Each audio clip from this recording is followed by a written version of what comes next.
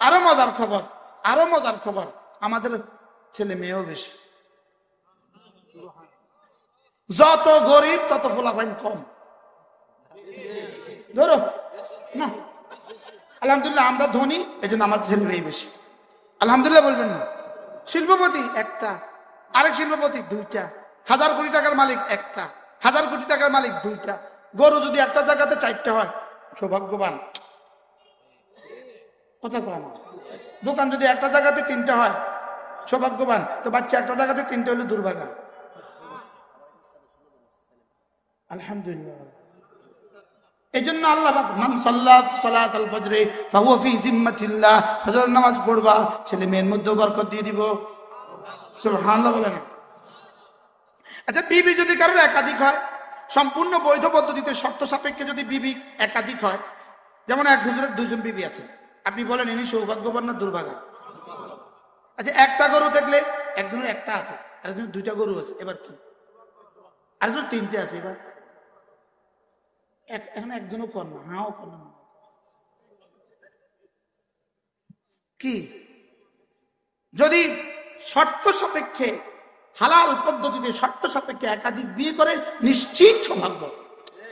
আর সুবহানাল্লাহ বলে না? আমি একজনও কর না, সুবহানাল্লাহ।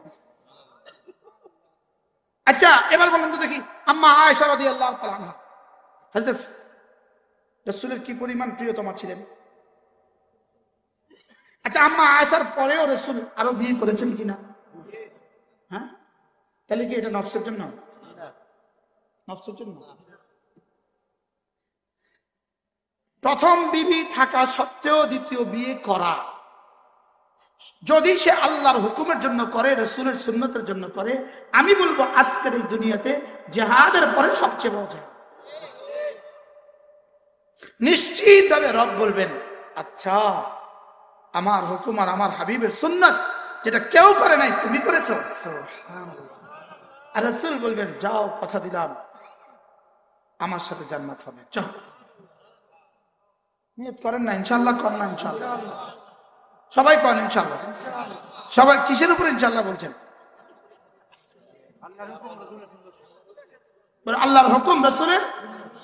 এটা না বলতে না বলতে না বলতে না বলতে জেনা আম হয়ে গেছে, না বলতে না বলতে সমস্ত জেনা আর ব্যভিচার আম হয়ে গেছে।